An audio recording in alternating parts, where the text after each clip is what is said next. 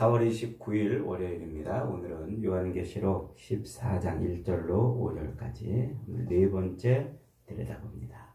어린 양을 따라가는 자라는 제목입니다. 어린 양을 따라가는 자. 14장은 12장부터 이어져 오고 있는 내용이라고 그랬죠. 12장에서는 크게 전쟁이 세 가지가 소개되고 있다고 그랬어요. 하늘전쟁, 땅전쟁. 그 두 전쟁은 같은 전쟁인데 바라보는 각도에 따라서 다르게 설명하고 있다고 그랬습니다. 그 하늘전쟁과 땅전쟁은 곧 이 땅에 예수 그리스도께서 탄생하셔서 여인의 후손으로 약속되어 있는 그 예수님이 이 땅에 탄생하셔서 십자가 죽으심과 부활로 하나님의 뜻을 성취한 바로 그 사건을 이야기하는 거라고 그랬어요. 그래서 그것을 이제 땅에서는 여인이 아기를 베서 그 아기가 출산하는 것으로, 출산한 아기가 곧바로 하늘로 들려 올라가는 그 짧은 절로 이스라엘 역사 속에서 메시아로 그렇게 소개된 예수 그리스도께서 여자의 후손이 태어나서 십자가 죽으심과 부활로 구원을 완성하는 사건이라 이렇게 설명을 드렸어요. 그 똑같은 이야기를 하늘에서는 미가엘과 천사들이 용과 그 따르는 자들과 싸워서 이기는 사건으로 그렇게 설명을 하고 있는 겁니다. 그 두 전쟁의 결과로 이 땅에 무슨 전쟁이 또 벌어지냐면 광야 전쟁이 벌어진다 그랬어요. 그 광야 전쟁은 아기를 출산한 그 여인, 교회죠. 그 여인을 용이 핍박하려고 하니까 독수리의 두 날개를 힘입어서 의지해서 여인이 하나님이 자기를 양육하려고 예비하신 곳, 1260일 동안 예비하신 곳으로 날아갔어요. 피했습니다. 그러니까 이 화가 난 용이 그 여인의 남은 자손을 공격하려고 그렇게 바닷가 모래 위에 서 있는 모습, 그게 광야전쟁이라 그랬습니다. 그것을 다른 각도에서 설명한다면 교회인 우리가 예수 그리스도의 십자가 죽으심과 부활을 믿고 그래서 교회가 되면, 하나님의 사람이 되면, 그러면 이 마귀가 우리를 넘어뜨리려고 그 육체의 남은 기간 동안 우리를 공격하는 모습, 이게 광야전쟁이라 이렇게 설명을 드렸습니다.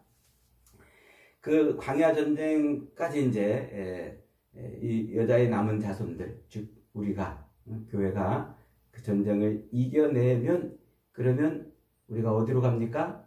그게 이제 14장의 모습이에요. 어린 양과 함께 시온산에 서게 되는 거죠. 그 시온산이라는 말은 곧 하나님의 완전한 통치가 실현되는 그곳을 말하는 것이라고 그랬죠. 역시 구약에서 계속 반복적으로 이 메타포를 만들어 내왔어요. 그러니까 하나님의 성취가 완전히 실현되는 그곳에 누구와 함께 서 있어요? 어린 양과 함께. 그 어린 양과 함께 서 있는 그 성도들, 그들을 14만 4천이라 이렇게 이제 부른다고 그랬죠. 하나님이 구원할 자들을 완전히 다 구원하신 그 숫자라 이렇게 말씀을 드렸습니다. 자, 그렇게 어린 양과 함께 시온산에 서 있는 그 14만 4천, 곧 성도들, 그 구원받은 하나님의 백성들에게서 나타나는 특징이 몇 가지가 있어요. 첫 번째가 뭐예요? 새 노래를 불렀다 그랬어요. 그래서 그 어린 양과 함께 서 있는 그 성도들은 새 노래로 이렇게 하나님을 찬양하는 자들이라고 했어요. 자, 이 새 노래, 이것은 제가 두 번이나 벌써 반복해서 설명을 드렸기 때문에 여러분들이 한번 다시 복습을 해보든지 아니면 글로 묵상하기를 또다시 읽어보시기를 바랍니다. 자, 그 다음에 두 번째 특징이 뭐냐면 음녀와 더불어 자기를 더럽히지 아니한 자라고 그랬죠. 그러니까 어린 양과 함께 시온산에 서 있는 그 사람들은 곧 이 땅에 있는 동안에 음녀와 함께 자기를 더럽히지 않은 정결한 삶을 사는 사람들이라고 그랬어요. 그 마귀는 남은 여자의 남은 자손인 우리 성도들을 공격하려고 참소와 미혹과 핍박과 혹은 신비력, 기적이죠. 이런 것들을 가지고서 집요하게 성도들을 공격해요. 그래서 성도들은 그런 마귀의 공격을 인해서 어디에 꽂힙니까? 세상에 꽂히는 거예요. 그래서 하나님만 섬겨야 되는데 하나님과 세상을 겸하여 섬기려고 합니다. 그게 이제 구약의 이스라엘 백성들이 하나님으로부터 지속적으로 집요하게 책망받았던 바로 그 내용이에요. 그러니까 하나님과 재물을 겸하여 섬기는, 이 땅에 있는 부와 귀와 영광과 성공을 얻기 위해서 이 하나님도 섬기고 세상의 신도 의지하는 그런 삶, 그거를 하나님은 그런 삶을 사는 이스라엘 백성들에게 음행했다 혹은 행음했다 이렇게 표현한다고 그랬죠. 그러니까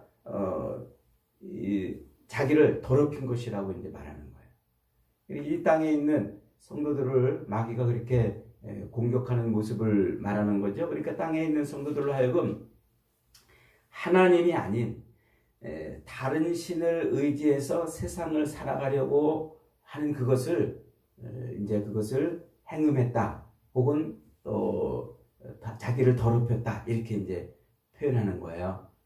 그러니까 말세에 결국 시온산의 어린 양과 함께 시온산에 서 있는 그 하나님의 성도들은 그렇게 세상을 사는 동안 예수 그리스도의 십자가 죽으심과 부활을 믿고 세상을 사는 동안 하나님이 아닌 다른 것을 의지하지 않고 살았다는 거예요. 세상에 있는 음녀, 마귀가 동원하는 그 악한 음녀에게 자기를 더럽히지 않고 살았다. 그 얘기를 하는 것이라고 그랬어요. 자, 오늘 세 번째 특징입니다. 자, 세 번째 특징, 다시 4절로 5절 한번 읽어봅니다. 시작. 이 사람들은 여자와 더불어 더럽히지 아니하고 순결한 자라 어린 양이 어디로 인도하든지 따라가는 자며 사람 가운데서 속량함을 받아 처음 익은 열매로서 하나님과 어린 양에게 속한 자들이니 그 입에 거짓말이 없고 흠이 없는 자들이라. 그 입에 거짓말이 없다 이 말은 예수를 부인하지 않는다 이 말이에요. 요것만 따로 떼가지고 한 번 더 설교를 할까 그러다가 이 본문을 자꾸 지금 벌써 오늘이 네 번째 지금 본문을 들여다보는 건데 너무 지겨워서 제가 이렇게 오늘은 간단하게 설명합니다. 입에 거짓말이 없다는 건 뭐예요? 예수를 부인하지 않고 살았다 이 말입니다. 자, 그런데 중요한 특징이 뭐냐면 어린 양이 어디로 인도하든지 따라간다 그랬어요. 어디로 인도하든지 따라간다. 이게 지금 14만 4천의 특징이고 어린 양과 함께 시온산에 서 있는 사람들의 특징이에요. 그러니까 완성된 구원의 자리에 딱 올라가 있는 그들은 이 땅의 광야 전쟁을 치르는 동안에 뭐한 사람이에요? 어린 양이 어디로 이끌든지 따라간 사람이란 말이에요. 어린 양이 어디로 이끌든지 어린 양을 딱 따라간 그 사람이 곧 완성된 하나님의 나라에 서는 겁니다. 자, 이 기독교와 세속 종교의 결정적인 차이가 뭐냐면 세속 종교, 세상의 수많은 종교들은 다 이 땅의 삶에 꽂히게 만들어요. 사람으로 하여금 이 땅의 삶에 집착하게 하고 땅의 삶에 마음이 꽂히도록 그렇게 만드는 게 세상 종교입니다. 그런데 기독교는 뭐라고요? 하나님께 꽂혀 살게 만드는 종교예요. 그래서 예수를 믿으면 우리는 어디에 꽂혀요? 하나님께 꽂히는 삶을 사는 거예요. 이 하나님께 꽂히지 않고 세상에 꽂힌 것을 죄라 이렇게 성경이 말한다고 그랬죠. 그래서 이 예수를 믿는 사람들은 이 땅의 것에 꽂히지 않아요. 땅의 것에 꽂혀 살지 않아요. 그런데 사람들은 이 결정적인 차이를, 기독교와 세상 종교의 이 결정적인 차이를 잘 구분하지 못하기 때문에 종교는 다 똑같다 이렇게 말을 해요. 종교는 다 똑같다고 이렇게 말할 뿐만 아니라 예수를 믿는 사람들조차도 그저 이 땅에서 부와 귀와 영광과 성공을 얻는 것이 신앙생활의 목표라고 생각을 합니다. 이 결정적인 차이를 구분하지 못하기 때문에 세속 종교, 세상에 있는 이 수많은 타락한 세속 종교의 신앙생활하고 기독교의 신앙생활하고 별반 다르지 않게 신앙생활한단 말이에요. 그게 안타까운 모습입니다. 그래서 어떤 사람들은요, 기독교를 세상 종교와 어떻게 구분하냐면, 세상에 있는 종교들은 자기가 원하고 바라는 것을 다 얻지 못하는데, 기독교는 예수를 믿으면 자기가 원하고 바라는 이 땅에 있는 것을 다 얻는 더 능력 있는 종교, 이 세상 종교보다 더 탁월한 종교라고 그렇게 비교를 합니다. 그러니까 정말 엉터리 같은 비교죠. 세상 종교하고 기독교의 결정적인 차이는요, 세상 종교는 믿으면 믿을수록 어디에 꽂히게 만들어요? 세상 것에 꽂히게 만든단 말이에요. 그런데 기독교는 믿으면 믿을수록 어디에 꽂혀요? 하나님께 꽂히게 만든단 말이에요. 결코 세상에 있는 것을 이 다른 종교보다 더 많이 얻게 해주는 종교가 기독교가 아니라는 말이에요.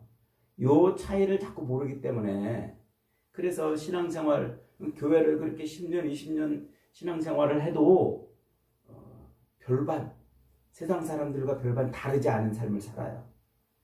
그것을 다른 말로 표현하면 어린 양이 가는 그 길을 따라가지 않은 거예요. 어린 양을.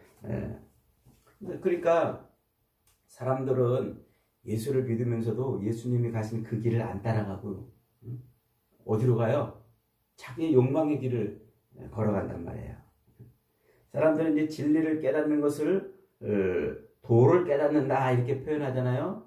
도를 깨닫는다. 길도. 그래서 이 길이라는 건 뭡니까? 길이라는 건 곧 길이 진리고 진리가 길이라는 말이에요. 그래서 세상 사람들도 진리를 터득한 사람을 도가 통했어 이렇게 말하잖아요. 그래서 진리를 추구하는 사람을 도를 닦는다 이렇게 이제 표현해요. 그래서 세상에 있는 수많은 사람들이 갈망하고 목말라하고 애타게 찾은 게 뭐냐면 그 진리예요. 인생의 길을 찾은 겁니다. 그런데 그렇게 사람들이 갈망하고 열망하면서 인생의 길이 뭐냐? 행복을 얻으려면 어느 길로 가야 되느냐? 구원을 얻으려면 어느 길로 가야 되느냐? 이렇게 사람들이 그 길을 막 찾아 헤맸지만 인간은 결국 그 길을 찾지 못했어요. 그 길을. 그런데 그 행복의 길, 인생의 길, 그 구원의 길, 그 길을 예수님이 뭐라고 말씀하시냐면 마태복음 16장 24절에서 이렇게 말씀하세요. 예수께서 제자들에게 이르시되 누구든지 나를 따라오려거든 자기를 부인하고 자기 십자가를 지고 나를 따를 것이니라. 누구든지 제 목숨을 구원하고자 하면 잃을 것이요 누구든지 나를 위해 제 목숨을 잃으면 얻으리라. 그러니까 그 인류가 찾아 헤매던 수많은 종교가들, 철학자들이 찾아 헤매던 그 길이 누구에게 있던 거예요? 예수님에게 있었던 거예요. 그 예수님이 길이에요. 인생의 행복과 부와 귀와 영광과 성공을 얻게 하는 길이었던 거예요. 그래서 예수님이 그러는 거예요. 진리를 알지니 진리가 너희를 자유케 하리라. 그 진리가 누구였던 거예요? 예수님이셨던 거예요. 그러니까 인생이 이 땅에서 얻으려고 그 열망하고 갈망했던 그 모든 것을 얻는 길은 예수님을 따르는 길이었다는 거예요. 예수님을. 그래서 예수님을 따르고 주님의 십자가를 짊어지고 따르라고 이렇게 이제 말하고 있는 거예요. 이 십자가가 뭘까요? 사람들은 그 십자가를 이 땅을 사는 동안 자기가 당하는 고난을 십자가라고 생각해요. 그래서 예전에 어떤 권사님 보니까 말 안 듣고 자기 속을 막 뒤집고 힘들게 하고 괴롭게 하는 그 자식을 자기 십자가라고 생각을 하더라고요. 그래서 목사님 저 자식이 내 십자가입니다. 저 자식이 내 십자가입니다. 내가 저것을 짊어지고 가야 됩니다. 이렇게 말씀하셨어요. 또 어떤 분은요. 또 자기 남편 교회 가는 자기를 매일 핍박하고 매일 자기를 힘들게 하는 그 남편의 자기가 평생 짊어지고 가야 될 십자가라 이렇게 말씀하시는 분도 제가 봤어요. 또 어떤 분은 그 질병을 인해서 그 매일 병치레하고 사는 자기 자신이 그게 질병이 십자가라고 말하시는 분도 봤어요. 또 어떤 분은 가난이 그렇게 평생 벗어나려고 애를 써도 벗어날 수 없었던 그 가난한 삶이 십자가라고 이렇게 말씀하시는 분도 봤어요. 여러분, 그런 거는 십자가가 아니에요. 그거는 우리 인생, 모든 이 땅에 있는 죄악 아래에 있는 인생들이 짊어져야 되는 육체의 고난의 짐이에요. 짐.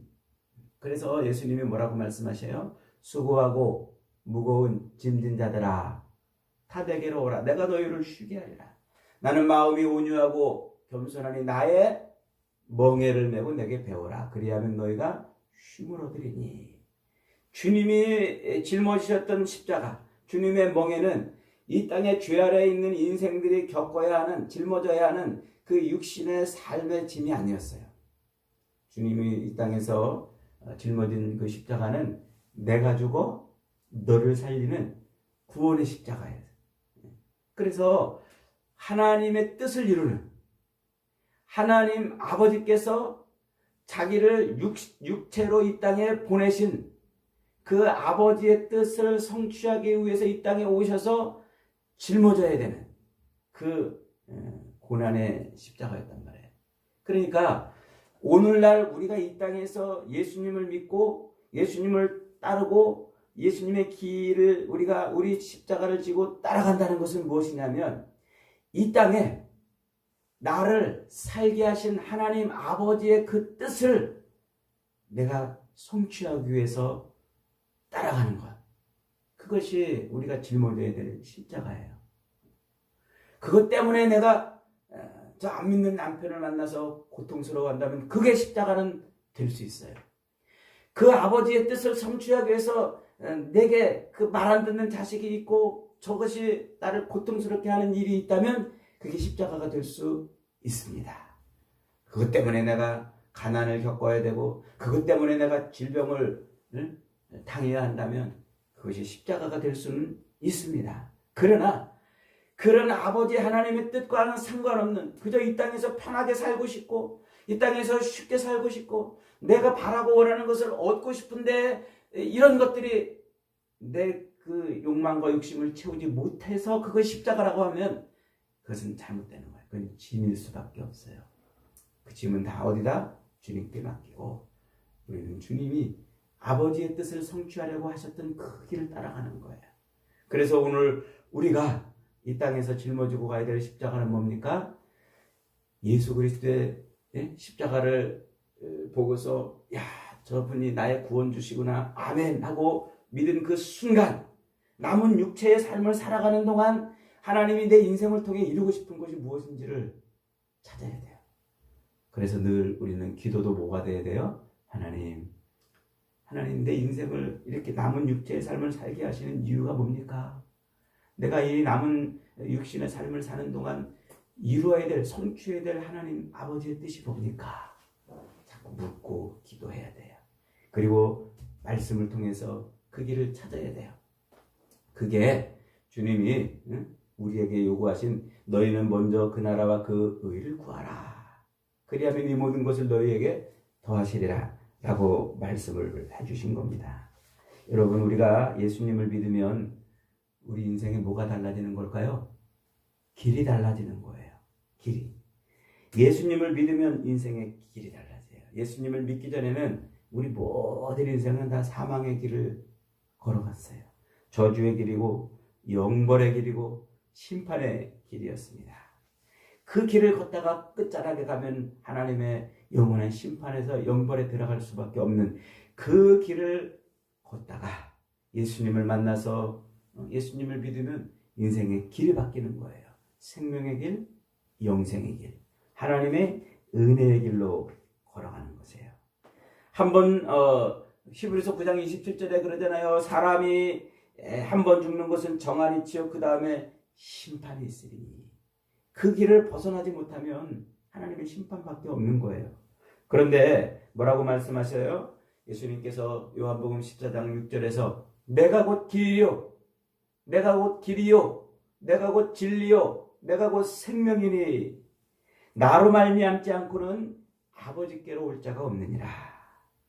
히브리서 10장 20절은 그 길은 우리를 위해서 휘장 가운데로 열어놓으신 새롭고 살 길이요 휘장은 곧 그의 육체니라.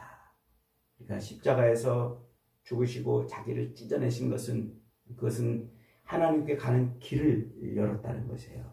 그래서 우리가 예수를 믿는 거예요. 예수를 믿어야 이 저주와 사망의 심판의 길에서 벗어나서 생명의 길을 걷게 되는 것이죠. 주님은 우리에게 아무든지 누구든지 나를 따라오려거든 자기를 부인하고 자기 십자가를 지고 나를 좇을 것이니라 그랬어요. 이 왜 십자가를 지라는 것일까요? 왜? 십자가는 두 가지를 우리에게 가르쳐줘요. 첫째는 이 십자가는 우리가 저주받을 인생이었다는 것을 늘 깨닫게 해줍니다. 신명기 율법에 의하면 신명기 21장 22절로 23절에 보면 나무에 달린 자마다 하나님의 저주를 받아 죽은 자라고 이렇게 소개를 하고 있습니다. 예수님께서 왜 하필이면 그 수많은 죽음의 방법이 있었음에도 불구하고 목베임도 당할 수 있었고 그저 또 사자굴에 던져질 수도 있었고 혹은 끓는 기름감에 던져지는 수많은 그런 죽음의 방법들이 있었음에도 불구하고 왜 하필 십자가에 달려 죽으셨을까요? 그것이 곧 우리가 그 십자가를 볼 때마다 내가 하나님의 저주를 받아 죽어야 되는데 하나님이 대신 예수를 죽이셨구나. 그걸 늘 깨닫게 하는 거예요. 그래서 우리가 십자가를 짊어진다는 것은 내가 저주받아 죽을 인생이었는데 하나님이 나를 살리셨구나 하는 그 은혜를 늘 기억하며 사는 거예요. 그것을 늘 찬송하며 사는 거란 말이죠. 두 번째로 그 십자가는 하나님이 우리를 구원하시는 방법이었어요. 그게 옛날 이스라엘 백성들이 광야에서 그렇게 삶을 사는데 늘 원망하고 불평하고 먹을 것도 제대로 없고 늘 목이 마르다 그러고 늘 햇빛이 그렇게 자기를 뜨겁게 한다고 그러고 늘 밤에는 춥다고 그러고 그렇게 늘 원망하고 불평하니까 그 모래 속에서 뱀이 스물스물 기어나가지고 그들을 물어버렸어요. 불뱀이. 그렇게 물려가지고 죽어가는 그 이스라엘 백성들을 하나님이 살리시려고 모세에게 무슨 방법을 쓰시나요? 야 모세야, 저 백성들 원망하다가 불평하다가 불뱀에 물려 죽어가는 저 백성들을 살리려면 너 얼른 가서 구리로 노수로 뱀을 두드려서 만들어서 높이 장대에 매달아 올리거라. 그것을 쳐다보는 자, 뱀에 물려서 죽어가다가 그것을 쳐다보는 자는 살리라. 황당한 방법 아닙니까? 정말 황당한 방법인데 하나님은 뱀에 물려 죽어가는 그 백성들을 살리기 위해서 장대에 구리뱀을 매달아서 놋뱀을 매달아서 그걸 들고서 쳐다보라고 말씀하셨어요. 그렇게 하나님은 황당한 방법으로 죽어가는 백성들을 살리시는데 예수님께서 오셔서 요한복음에서 이렇게 말씀하시잖아요. 모세가 광야에서 뱀을 든 것처럼 인자도 들려야 하리니. 십자가는 곧 하나님이 우리를 구원하시는 방법이었던 거예요. 황당한 방법인데 우리의 이성으로 우리의 머리로 다 이해할 수 없는 방법인데 하나님은 그렇게 아들을 십자가에 매달아 저주받은 우리를 대신해서 죽이시는, 우리를 살리시는 그런 방법으로 그렇게 구원의 방법을 주신 겁니다. 그러므로 여러분, 우리가 예수님을 십자가를 짊어지고 예수님을 따라간다는 것은요, 내가 그렇게 저주받아 죽을 수밖에 없던 인생인 것을 잠시도 잊지 않고 살아가는 거예요. 두 번째로 그런 기가 막힌 방법으로 나를 구원하신 하나님을 늘 감사하고 찬양하며 살아가는 거예요. 그런데 그 속에 무엇이 끼어들단 말입니까? 예수를 믿으면 이 땅에서 잘 먹고 잘 살고 뭐든지 기도하면 다 응답받고 이들 이 땅에서 승리하고 부와 귀와 영광과 성공을 얻게 되겠구나 하는 이것이 끼어드는 것을 막아야 된단 말이에요. 마가복음 10장 35절로 37절에서 세베대의 아들 야고보와 요한이 주께 나와 여짜오되 선생님이요 무엇이든지 우리가 구하는 바를 우리에게 하여 주시기를 원하나이다. 이르시되 너희에게 무엇을 하여 주기를 원하느냐 여짜오되 주의 영광 중에 하나는 주의 우편에 하나는 주의 좌편에 앉게 해주세요. 이게 세베대의 아들 야고보와 요한이 주님 앞에 나와서 구했던 거예요. 오늘 수많은 그리스도인들이 예수님을 따른다고 말하면서 나와서 주님 앞에 나와서 구하는 게 바로 이겁니다. 주님, 이 땅을 사는 동안 내가 무엇이든지 원하는 것을 주십시오. 우의정되고 좌의정되는 그런 복과 은혜와 영광을 내게 주십시오. 그렇게 기도한다는 거예요. 그러자 주님이 그들에게 뭐라고 말씀하십니까? 너희가 구하는 것을 너희가 알지 못하는도다. 내가 마시는 잔을 너희가 마시며 내가 받는 세례를 너희가 받을 수 있느냐 물으십니다. 여러분, 십자가의 길은요, 부와 귀와 영광과 성공을 얻는 길이 아니에요. 십자가의 길은 나를 죽이는 길이에요. 내가 죽는 길이에요. 교만하고 더럽고 악하고 하나님을 배반했던 그 저주의 인생을 살았던 내 길을 버리고 내가 죽어 주님의 영광을 보는 그 길로 가는 거예요. 그래서 우리는 이 땅에서 부자로 살든 가난하게 살든 높은 지위에 있든 낮은 삶을 살든 젊든 늙었든 우리는 십자가의 길을 가야 돼요. 그 길이 주님이 우리에게 요구하시는 잔과 세례입니다. 그래서 우리는 그 십자가를 인해서 주의 영광을 드러내는 삶을 사는 것이죠. 여러분, 이 십자가의 길에는 고난도 있지만 부활의 영광도 있다는 사실을 성경은 우리에게 집요하게 가르쳐주고 있지 않습니까? 그들은 능욕하며 침뱉으며 채찍질하고 죽일 것이나 저는 3일 만에 살아나리라.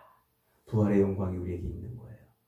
육체의 남은 삶을 사는 동안 사탄의 미혹으로 그 바다짐승, 땅짐승의 공격으로 어렵고 힘들고 때로는 고난의 길, 때로는 나를 죽여야 되는 길을 걸어갈지라도 그 길에 부활의 영광이 있는 줄 믿으시기 바랍니다. 그 부활의 영광을 시온산에서 어린 양과 함께 누리게 하시는 것입니다. 여러분, 십자가의 길에는 배반이 있어요. 사랑하는 식구가 배반하고 친구가 배반하고 스승과 제자가 배반하고 단돈 몇 푼에 얼굴을 바꾸고 가슴에 못을 박는 그런 일도 있을 것입니다. 능욕하며 침뱉으며 채찍질할 수도 있습니다. 그러나 그 길 끝에는 뭐가 있어요? 부활의 승리의 영광이 있는 겁니다. 살리는 역사, 새롭게 살리는 성령의 역사가 그 길 끝자락에 있기 때문에 그렇습니다. 여러분, 저와 여러분 늘 기억하십시오. 우리 그리스도인들의 진짜 복은 이 땅에서 우리 주님의 그 은혜로 충만해지는 거예요. 사도 바울은 그것을 뭐라고 표현한다고 그랬어요? 그리스도의 장성한 분량이 충만해지는 것이라 이렇게 말하고 있습니다. 사도 바울은 에베소서 4장 21절 24절에 이렇게 말합니다. 오직 너희는 그리스도를 그같이 배우지 아니하였느니라. 진리가 예수 안에 있는 것 같이 너희가 참으로 그에게서 듣고 또한 그 안에서 가르침을 받을진대 너희는 유혹의 욕심을 따라 썩어져가는 구습을 따르는 옛사람을 벗어버리고 오직 너희의 심령이 새롭게 되어 하나님을 따라 의와 진리의 거룩함으로 지으심을 받은 새 사람을 입어라. 이것이 바로 구원입니다. 그래서 가난에서 해방되는 게 구원이 아니고 질병에서 노인받는 게 구원이 아니고 신앙생활을 통해서 우리는 하루하루 옛사람을 벗어내고 새사람을 입는 거예요. 죄를 벗어내고 거룩을 입는 겁니다. 그리스도의 장성한 분량이 충만한 데까지 자라는 것입니다. 이것이 그리스도 안에서 우리가 구원을 누리는 것이고 이 구원을 누리는 자에게 이 길을 걸어가는 자에게 하나님은 우리 인생 가운데 함께 임마누엘 하신다고 약속을 하고 있는 거예요. 여러분, 저주의 길, 사망의 길에서 우리는 십자가의 길로 들어선 사람들인 줄 믿으시기 바랍니다. 그리스도 예수를 붙들고 그리스도의 장성한 분량이 내 삶에 충만해지기까지 옛사람을 벗어버리고 구습을 벗어버리고 거짓을 벗어버리고 죄악을 벗어버리고 거룩함으로 늘 옷 입기를 바랍니다. 그리스도로 옷 입기를 바랍니다. 그리스도의 그 길의 끝자락에는 부활의 영광이 있음을 믿으시기를 축복합니다. 오늘도 그런 믿음으로 모든 악한 마귀의 괴계와 유혹과 미혹과 이 핍박들을 이겨내는 저와 여러분이 다 되시기를 주님의 이름으로 축복합니다.